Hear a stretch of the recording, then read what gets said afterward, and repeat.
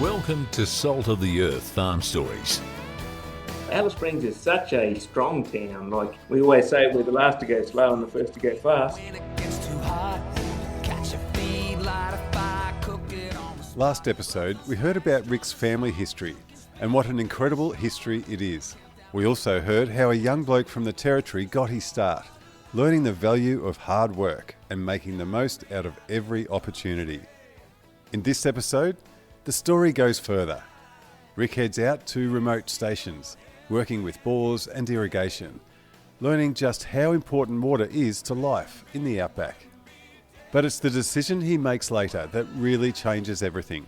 A business in Alice Springs is heading into receivership. Most people would have walked away. Rick didn't. Rick took it on. He took the gamble, backed himself, and turned it into what is now Think Water Alice Springs. It's a story about resilience, determination, and seeing opportunity where others saw problems. This is Rick Chambers. Let's get into it.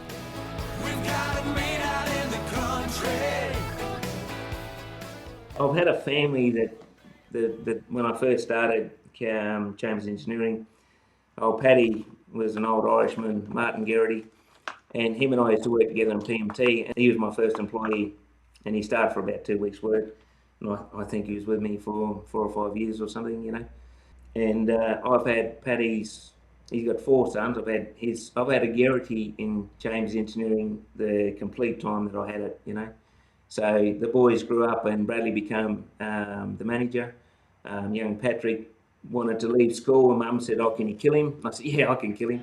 Well, he turned into a giant of a man, and Tony.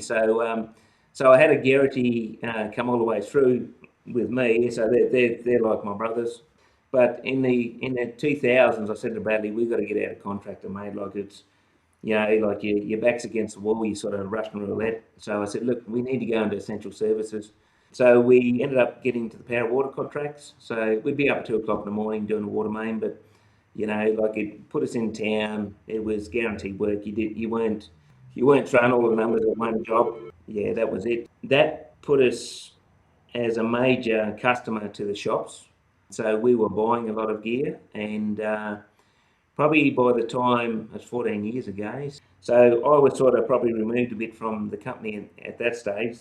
Bradley was running it, and the watershed had gone and was going into receivership. And I said to the boys, I said, "Look, I'm going to buy the watershed." And they said, "Why?" And I said, "Oh, I don't know." I said, "I've done contracting. I think I might try some retail to see what the difference is." Yeah, so that's what happened. And this was irrigation supplies originally? Yeah, so look, they done bores for stations and all that sort of stuff. It was a sad time at 2010, 2011. We were losing so many businesses in Alice Springs. It was a tight time. We'd kept a book. There was 150, businesses that had changed hands or downsized or Because of the drought? Oh, look, it was a multiple things. It was just Alice Springs is it's such a strong town. Like it, we always say we're the last to go slow and the first to go fast. But it was just a little section there that I said to Bradley, I said, it's going to come out of it at some stage. And I always push to my crew, we've got to have the best ship. It's got to be tight, it's got to be neat. And, if you're going to have a ship, it's got to be the best, And so we were chugging through that. But I think the watershed opened up in Catherine, and I think they might have had just a little bit too much labour. And, it was just a few things that you don't wish on anybody, But taking a company out of receivership, that's a lot of hard work. Oh, I tell you what, receivers. You look at it, PMT, I had to go through it with that, My father ended up going through it, and then obviously the watershed. I don't know if I can say this about receivers, but their role is to, first of all, look after the employees, and they don't. If I would say anything about receivers, there was 30 workers in the watershed, and the only ones that got saved, I had to cut right back to 7 and rebuild this whole shop. Yeah, they didn't look after the other workers, and I despise them. Yeah. So today, what sort of products and services do you offer? Look, mate, we do everything. With water mainly? Yeah, look, with James Engineering, we made sure we were so versatile that we provided every service. It didn't matter. We've never got a quiet time. We'd flick from one to the other. I said to the crew when I took over the watershed, look, I'm not retail, you know. I'm a contractor, but I do know what I want as a customer, you know. So when I drive into the shop, if I can't get what I want 3 times, I never come back. It has to have the stock. It has to be good stock. It has to be good price, you know, and I want good service, you know. So I took over this shop, and I've got a beautiful team, mate. Like they've put up with me walking in every day and saying, right, we're changing this today, we're changing that today, you know. But we provide essential services. So we supply all the plumbers in town. I just hope that you know how I was set up. I try and give that opportunity to people with the right attitude, because I know what it's like as a young fella. You just want to have a go, you know. And there's steps there that you is a bit too hard to go with. And I do that with my old workers too. Like I've had mentors that have helped me so much. And in chambers, like when I went bush, mate, I took 3 to 4 old blokes. There was 250 years worth of knowledge, you know. And I get out of the truck and I'd say, "Oh, Jig, tell me." Right, okay, I'll tell you about this, you know. And you felt safe because these boys had tracked this land when there was just all dirt and bog holes. You know, Dock River, like I put the bitumen roads in '91, but Jiggy had actually built the community, you know. And you know, so like the knowledge is just amazing, you know. And so back to the crew, I try to let everybody grow and, you know, blossom. And so we do solar boards and power stations for stations. We can supply all the pipelines, all that sort of stuff, and we supply all their mowers, their toiletry, everything, you know. But it's a one-stop shop. If you're out in the station and you've got 7 hours to travel, you know, we want you to come in. We need to load you up as quickly as possible so you can get back out there, because I understand what it's like being in the bush. All my crew do. And that's the goal, mate. You need to get them in, get them out, and get the right gear to them. And as you said earlier, like water is everything. Water's everything. And it's funny, mate, roads are everything. You know, we've had a big rain now and the roads are washed away. They can't get the cattle out. So it's funny how there's 2 essential services there. We need roads and we need water and the essential services. Some of your customers, these farmers on big stations, are they wanting to stick to tradition or are they happy to move forward? So there's 2 groups, and totally respect both of them. You know, so you have the families out there that might be 4th or 5th generation, and they've got the knowledge, mate. They've got, you know, let's say, just say basically that you get 7 good years, you get 7 bad years. So they know that they have to manage the 7 good years, and they know they have to make it through the 7 bad years. You know, we've had probably a massive change in the last 7 to 8 years or 10 years. Obviously, as you know, the station's gone up in value. We've had big consortiums coming in and sort of buying them, and there's been a massive sort of input of infrastructure by these groups, and probably the concept's changed a little bit now with, say, solar bores, and also even in finding water. We were out at one site the other day, and they sonared the grounds, and where they put the pipe was just this amazing amount of water. They made a mistake of putting one 10 metres over. No water. This one was right on the fault line, you know, and they knew exactly where to go. They do the sonic reading, and they read the pallets and all this sort of stuff. I'm way above my pay grade, you know. But so this is now tapping into that resource which is below the ground, which is, you know, like it's just amazing, you know. And so it opens up the country now, and the concept's probably changed a bit. We promote a trunk line, so get a good bore, get 5 or 6 good bores, get a massive trunk line down the middle. You know, with all the solar bores now, you can restrict the pressure so it doesn't blow the pipelines, hook them into tanks all the way through, and it's about you managing your station how you want to manage it. You know, you strip graze your cattle, move them around, get them into the yards, move them on. And then you've got feedlots, so a lot of stations are working towards drought protecting now. You know, they're going for the pivots and the water, and getting the food out there. How far would you send water from that bore? Oh, I'll get the figures wrong here, but I'm sure we pump 40 to 50 k's from one station, and we put a couple of booster pumps in between. It took a day and a half for them to get water at the house, but they'd never had fresh water. Oh, jeez. They'd been living on dam water, and when you have a shower, you can smell the dam water. The technology's there today. And we got one customer who's just opened up a lot more land. He said it's land he couldn't use. The grass is there in the good times, and now he can just move the cattle through. Yeah. And Rick, what do you hope the next generation understands? If I'm going to be an old man, if I'm going to be an old man lecturing a young person, is if there's an old man there and you go up and you treat him with respect, and this has been my life, is I learned 25 years of their knowledge in 4 to 5 years. And I totally respect it. And that's my job then to pass their knowledge on, to the respectful young person. If they don't show respect, I won't tell them anything. Just like the old fellas, somebody once said to me one day, Roger's not that smart, And I started laughing. I said, well, you're just not up to the standard that he, accepts. He won't teach you unless you're worthy. And that's what happens. And those old people are shut down, and you think there's a story behind that, And when you're polite and you're respectful, and like we had a big cat bolt. It was about 350, 400 mil long. We ground it into a spike, and then we had to hit that 22 times and we'd actually mushroom it down to only about sort of 100 mil long. Then we had to get another cat bolt. The ground was that hard, and that was every peg. So we had to earn the respect to learn how to survey. And that's what we done. And I was there one day with a young fella, and he was trying to set a clubway up with 1% super across it, and had no idea what he's doing. I said, look, mate, I'll show you how to take a level from your benchmark, bring it down and put a grade in, And I got about 5 minutes in, and he was just daydreaming, and I said, no, that's it. I said, I'm not teaching you. And I just packed it up, and I had my old jiggy there, and when the young fella walked away, Jiggy said, waste of time, isn't it? I said, well, I'm not. I said, he doesn't know how many pegs I had to bang in to learn that. Yeah. And I was about to give it to him for free. Yeah. Yeah. So I'd just say to the younger generation that there's so much knowledge out there that you can actually get. It's not all Google. And as you say, it's having that respect. Is there a motto you stick with today for Thinkwater? Oh, I've got a lot of mottos. Yeah, my crew will tell you that.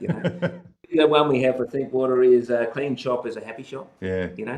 To get this shop going, I had to build it while the customers were driving through it, and I had to build all the backyard. And I said to Georgie, one day we'll have 7 cars wide here, So he sent me a photo one day, he had 8 cars wide. And I said, we need to load them up and get them going. When you take something over, like I had a few customers come in irate from the old scenario, and I said to them, look, just go away for a year, mate. I just need to clean this mess up and then come back. So I had to go around and rebuild the whole lot. And the last thing was the floor.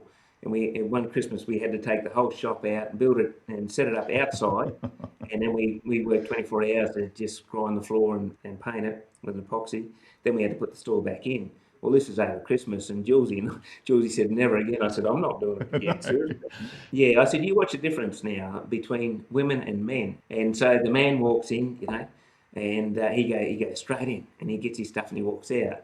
And then the woman walks in, she does 4 steps and stops, and she goes, you've done the floor. and I said, yeah, I know, And I said to Julesy, you've got to have a clean shop to get the women. Yeah. Right? And when you got the women, you got the whole family. Yes. Yeah. So that's why we say a clean shop is a happy shop. Well, it's an impressive setup you got there, mate. I came past there last August, and you got a lot of gear. Oh, we got a lot of gear. And you have to, mate, because look, nobody sees what goes on behind the scenes, but we sit down and especially with first we had COVID, and then now obviously with the fuel and then getting freight. Yeah, and then obviously we got inflation. So we sit down and say, right, okay, if we haven't got this stock, how do our customers go to work? Because you've got to have enough stock in town to provide that. And I know with the, in the last, say, 5 months, the amount of stock that we've had to lock in, with resin for PVC pipe, and we had our load stolen 3 times. They get down around sort of Sydney way, and they're taken elsewhere. Oh. And we're saying we need that load, so we end up bringing the load up through, around through Darwin. Seriously? Way across the market. Yeah, because we need the stock here so that we can keep servicing the customers, And so that was a battle. Poor old Julesy was pulling his hair out. Yeah, and that's a big thing for us. We've got to have the stock so we can provide the service. They're the stories that people over on the East Coast don't hear about. No, they don't hear that, mate. And like with this new computer program, I got the computer bloke here, and I said, like, we've got to make sure we incorporate the freight. And he said to me, he goes, "Oh, you don't have much freight, do you?" And I said, "Well, okay, so a road train is between 15 and 18,000 for one road train, right?" And I said, we're 600,000 plus a year in freight. Oh, that's a bit, So you're always trying to lock it in. Yeah. Rick, have you got kids coming through the business? Oh, look, there's one thing I've learned in life, mate, is that you never ever pressure your kids like that. You see kids that are pressured and it destroys them. And then you see the kid that does want to do it and he never gets given the opportunity. My son and he comes through with us. He's done all the stuff. He's actually doing a tremendous job out. He's out with the mines and he runs his little fronts out there. And he rings me up and he often tells me, like comparisons of when he was working for us and what he sees happen now. My daughter, she roared off to boarding school and she looks after troubled kids, but they're beautiful parents, and I've got what have I got now? 3 to 4 grandchildren. Have you? So yeah, it's good. Yeah. Well done. Rick, your website, do you want to tell me that? Yes. So that'll be Thinkwater Alice Springs, mate. So you can look. It's beautiful, mate. Like when we took over the watershed, this is a beautiful story. I got phone calls from stations, and they said, "Rick, we're with you, we're backing you," and I thought, "Oh, Jesus, that's I really appreciate that." And they said, "Remember when you dropped 10 bags of cement off and 2 sheets of mesh?" I'm thinking, "Oh, I don't remember," But when we were bush and we were doing our concrete, you never take that stuff home, You go to the station, you drop it off. You got some grid panels, drop them off, and they'll give you a bit of meat, and you have a cup of tea, and that bit of a yarn, and you forget about that, and 20 years later, you get this phone call. They haven't, and so then when we started, I think what I said to Josie, you'll know when we're getting it right, like we're trying to clean up, and then suddenly the station owners are coming in, and I said to him, we got it right, and he said, "Well, how do you know?" I said, "Well, walk outside." And there's 4 station owners leaning up against the car having a talk. And I say to the fellas, "Do you want a coffee?" "No, we're all good, thanks, Rick," and you let them talk, But when the contractors come in and they talk in your backyard, they're happy, They're having a bit of a yarn with each other, talking about the weather and the cattle and all that sort of stuff. I said to Julie, we're starting to get the ingredients right, It's starting to come together. And that's a real positive, mate. Yeah. Mate, you're a territory man. You're not leaving? Oh, look, we've got some property over in Queensland. Yeah.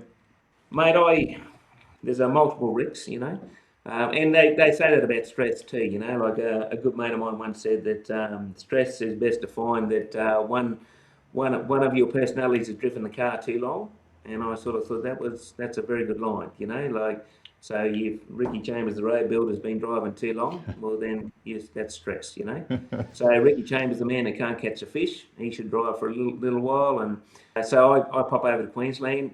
The only reason you leave Alice Springs is because you're working too hard, If you work in Alice, you've got work, And if you treat people right, you're set for life, But I love going away and just, I'll disappear for a few weeks and I'll go over there and dig a hole, a couple of excavators over there and dig a dam for no reason, and then I'll come back and help the crew and we go again. Yeah. I like it. Mate, before I forget, the book you spoke about earlier about your grandfather and his brother was called Battlers of the Barclay. Battle of the Barclay, yeah, that's right. And people can find that online. I had a look for it myself last night. Mate, we're up to the off-the-wall questions. These are just short answers, and I'm sure you studied them for days. Oh, pressure's on, mate. Mate, you can answer as many as you like. What would your grandparents say about the life you're living now? Again, it comes to different eras. I think they would be proud. Yeah, that's a pretty deep one, mate. Yeah, they were tough people. When you're in a little box and time just goes past you, like you think about this in the 90s, like we only get mobile phones, for the first time. And I noticed that every time I went past them, if I was going past, I'd drop fuel off and everything off.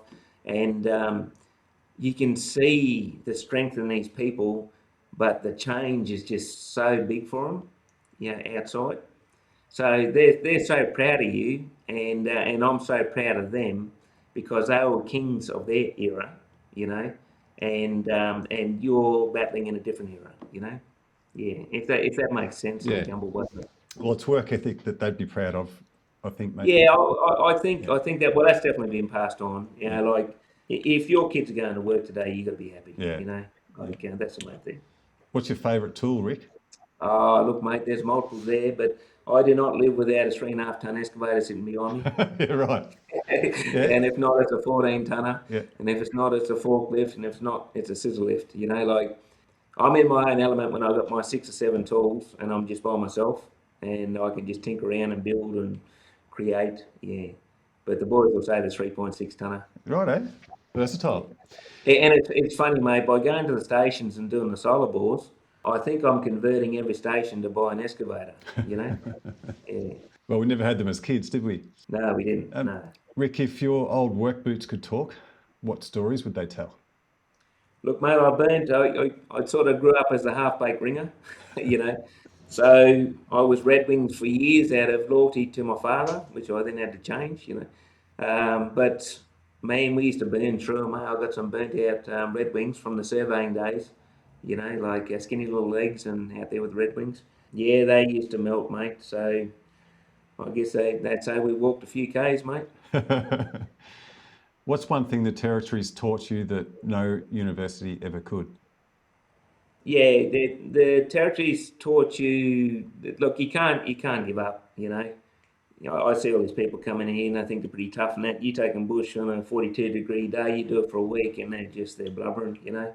And then you turn it around into winter, you know, and it's -3 and, you know, and that's why when John McDowell Stewart come north and he was going to take the jackets off the trackers, they actually rioted. They said, do you know how cold it gets in the Territory? Do you know how hot it gets in the Territory?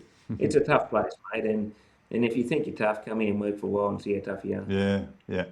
Well, going back 40 or 50 years, what would be your go-to trick when the generator dies, the fridge is full, and it is 45 degrees? Yeah, well, in those days, they had the little cool rooms with the Hessian bags, and they'd put their meat safe and all that into there, you know. Probably as the years went through in the 80s and the 90s, you'd go to your second generator because you'd always try and have a backup. Today, your generator doesn't start. Like I've got a solar system over on one of our blocks, and my generator's run for 4 hours in about 2 years, you know. Yeah, right. Because the solar system completely runs it, you know. Perfect. So you actually get excited when you see finally get 4 sort of cloudy days. You get really excited because generator's going to come on today when it gets to 38%. You know, so that's the transition, mate. You had the old Hessian bags and the meat house to start with. First thing you go and do is have it in the 80s and 90s. Go over and check the oil and water and the fuel, obviously, and then you need to kick over the second one. But yeah, today I like today, mate. We actually ring up a station, like we were up in Darwin one day, and we rang up a station down here in Alice and said, mate, yeah, try to buy power with a generator, go and put some fuel in it, because we've got it all on their computers, you know. So we can see the percentage of power they got. And so you ring them up from Darwin and say, you know, put some fuel in it.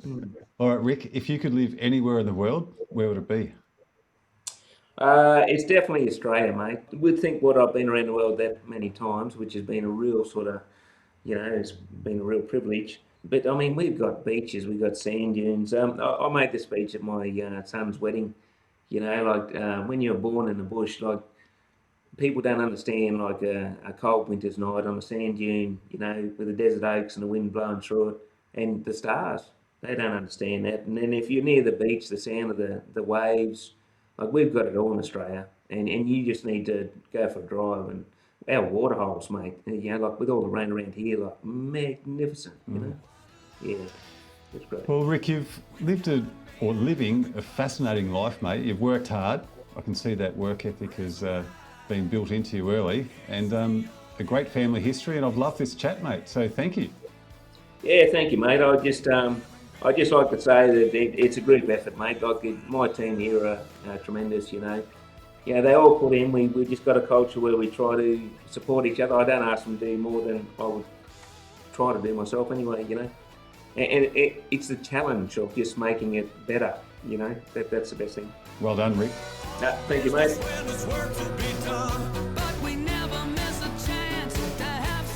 Rick, thanks so much for sharing your story, mate. From a family that crossed Australia by horse and cart to helping keep some of the most remote stations in the country running with reliable water. It's been a remarkable journey. It's also a reminder that success rarely comes overnight. It's built through hard work, backing yourself, learning from good people and treating others with respect. I hope you've enjoyed my conversation with Rick Chambers. If you did, I'd really appreciate it if you could follow the podcast and share it. It helps more people discover these incredible stories from rural and regional Australia. Until next time, I'm Darren Grigg. Thanks for listening.